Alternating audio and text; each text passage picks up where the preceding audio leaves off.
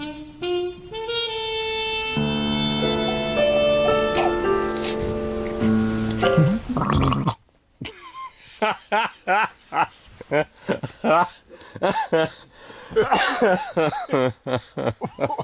burning my sinuses.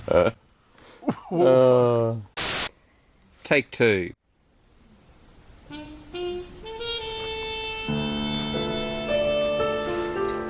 So I always wonder why there are so many humble people when you're riding off-road motorcycles. G'day, mate. I think about this all the time. Like, how is it that we consistently end up with very few, if any, dickheads? Like, we'll go almost a whole season and have very few, if any, dickheads. Like, how could that be? We see hundreds of people over the summer that don't run into a dickhead. So I think, I don't know if this is true, but I think that when you ride a dirt bike, it's a very humbling experience for a number of reasons. One, dirt bikes can hurt you very quickly. Two, if you suck, it's impossible to hide it when you're riding a dirt bike.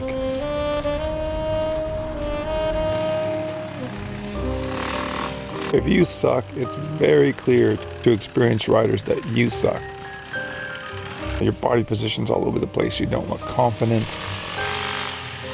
But contrast that with street riding, for example.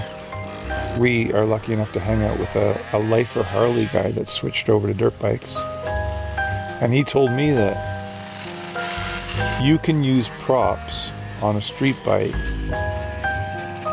to make yourself look very, very experienced, and no one knows the difference.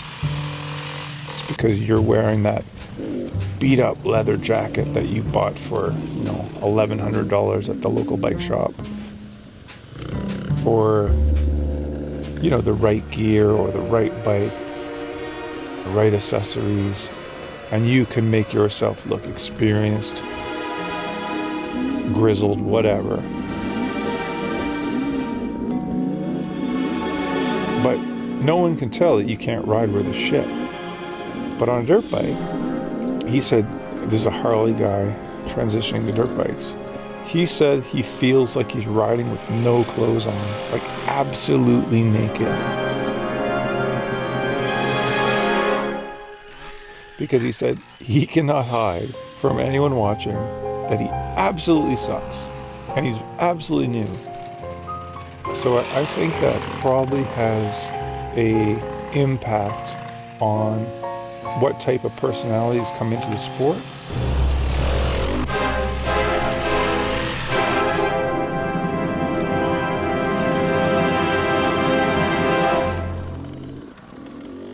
Because if someone has an ego and they're so insecure that they cannot accept failure or they refuse to fail in front of others, they're so afraid of failing, they won't come in. They will not ride a dirt bike because it's naked as the day you were born when you first start to ride a dirt bike, and you have to have enough intestinal fortitude or courage to be able to handle failing in front of your peers. So I find more and more I'm drawn to the inexperienced riders. I look around and I see them. We attract a lot of them to our courses and our clinics and rides.